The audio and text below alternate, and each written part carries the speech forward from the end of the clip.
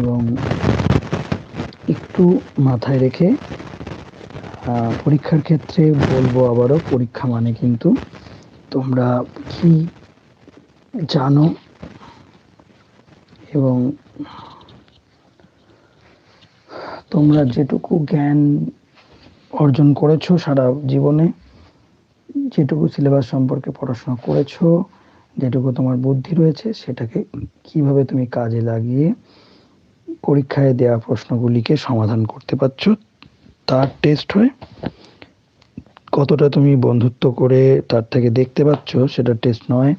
কতটা তুমি বন্ধুকে সাহায্য করতে পারো পরীক্ষার হলে সেটা টেস্ট নয়।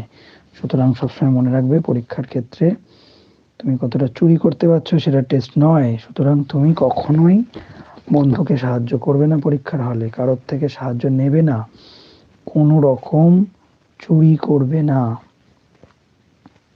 এটা একটা নীতির বিষয়। তুমি যখন দেখে লিখছো, বন্ধুকে থেকে কিছু জেনে লিখছো কিংবা কাউকে বলে দিচ্ছ, সমস্তটাই কিন্তু চুরির আওতায় পড়ে।